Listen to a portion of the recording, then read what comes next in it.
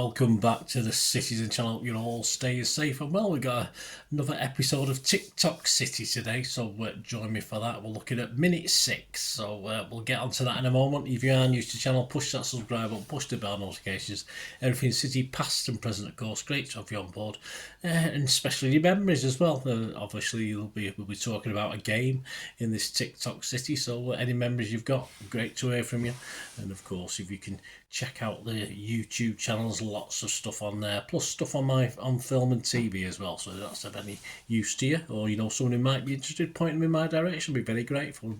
Give that like button a smash, guys. I'm trying to get double figures for these vlogs if I can, for the city vlogs. Trying to get up to about 20 likes if I can. So if you can help me out by smashing that button, that'd be much appreciated. Right, TikTok City, minute 6 we're up to. So if you've not watched minutes 1 to 5, get back and watch them. I'm recording this in March 2024, so all statements and anything about players etc is correct as at that time. So just a word of warning, because obviously it's put out a little bit after that, but there you go. Welcome to this TikTok City. We'll look at goals City have scored and their time and importance. We've scored many goals, of course, from the very first minute of games, and yes, well, to that most famous goal, the 94th minute, wasn't it? 93-20, 94th minute, and even memorable ones later than that. So yeah, there's some are special, some like today that in themselves didn't win exactly or lose us anything at that point in time, but of course the ramifications for the season would become apparent, and there might be a turning point in the season, or just a win to keep pressure on other people or to relieve the pressure for us. So there's always different reasons why these goals are important. So today we'll look at a 6-minute goal that settled nerves and put pressure on our rival in Trafford as we attempted to hunt them down at the top in, of course, a very memorable season. I'm going to look at the 6-minute goal that was the first of 4 that night at the City of Manchester Stadium against West Bromwich Albion on the 11th of April 2012. So you know, significant year, of course. The build up to the game, to be honest, City seems to be throwing the chance of our first title for 44 years away at the time. We'd led the division from mid-October, but a 1-0 loss at Swansea on the 11th of March had seen United take over top spot.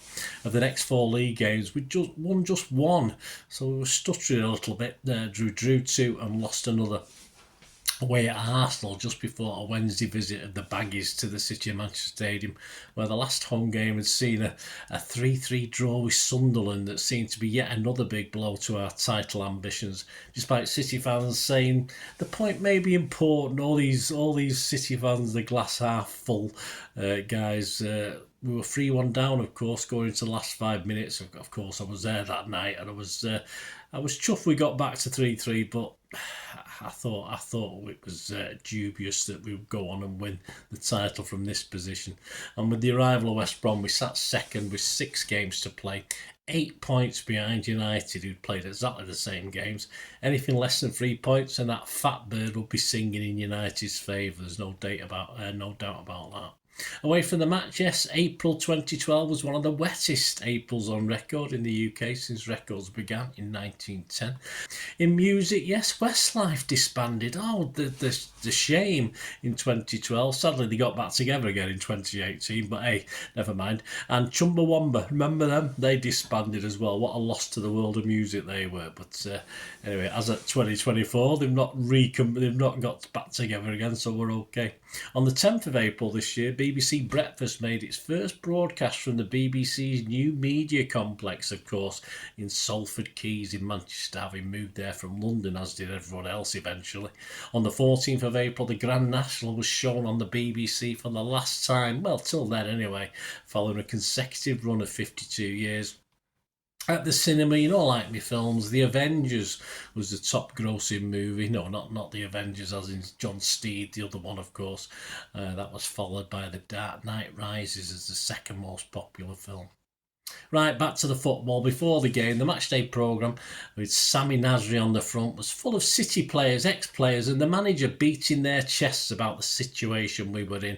Roberto Mancini said, until the last week or so, we did a fantastic job. We should continue to do a fantastic job for the last 6 games, and it's important that we finish as strongly as we can. Okay. James Milner will aim to win our last 6 games. Hey, you've proven right. Sergio Aguero, winning titles is about never giving up, and we will never give up.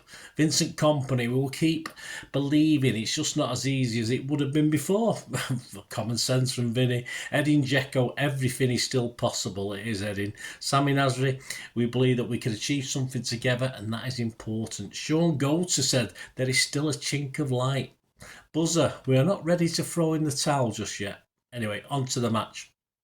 Roy Hodgson's West Brom were in 13th spot, only 3 points behind Sunderland, who of course had caused us all them problems in the previous home game. So there's some confidence in their camp, and certainly Roy Hodgson's camp, that they could get something out of this game. Mario Balotelli was watching on from an executive box as he'd been suspended for this one.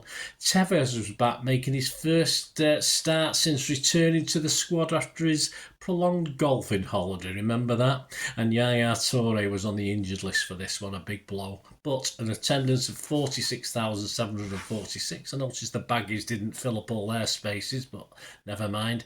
The lineup, City's was Hart, Richards, Kompany, Lescott, Clichy, De Jong, Barrett, Silva, Nasri, Aguero and Tevez are subs. The used subs was Johnson, Dzeko and Zabaleta. Unused, Pantilimon, Kolarov, Milner and Pizarro.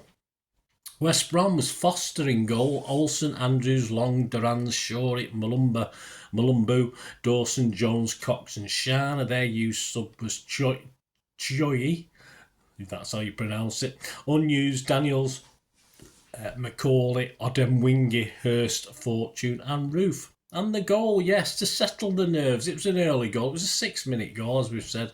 So important. It was Aguero's 25th goal of an impressive debut season at the club, and it came when he collected possession in midfield, brushed off Keith Andrews and slotted a 20-yard shot to Ben Foster's right. Foster was a little bit angry with his defenders for not closing him down, but the finish was trademark Sergio, of course, as he took the ball onto his right. He saw that little bit of opportunity, that sort of where the goalkeeper steadied himself, trying to get himself ready for the shot, and just his usual very little backlift let fly low into the corner. And as Foster was just unable to set himself properly for it, and it was 1-0. What happened next? Well, despite that early goal, it was a nervy first half, and it would be second 45 minutes before we put the game to bed. 1-0 at half-time still. After 54 minutes, it was 2-0. Tevez's attempted ball towards the West Brom area was repelled, but it came back to Nasri, and his pass into Aguero again, whose shot was placed across Foster for his second, just nicely placed into the corner. And relief was visible. I joined in, of course, in the stands, and a sort of rare Poznan broke out at that time. We hadn't seen many recently, so a rare Poznan broke out in the stands.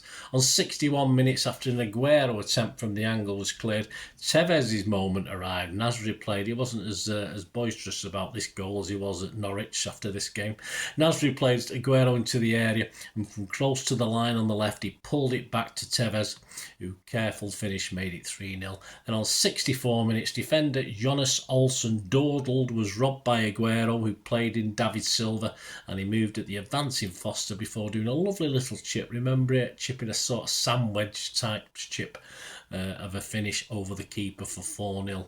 So Aguero, yes, not just that first goal after 6 minutes, but 2 goals, 2 assists. That's not bad, was it? And then we would actually play at the weekend before them, and of course that we could have the ability to close the gap again. As I said, we would play Norwich City. We scraped that one, didn't we? 6-1. But yes, that is part of the aftermath, of course, because that chink of light surely spoke to us about, could see, certainly widened the City, and we won our last 6, beating United, of course, in the running.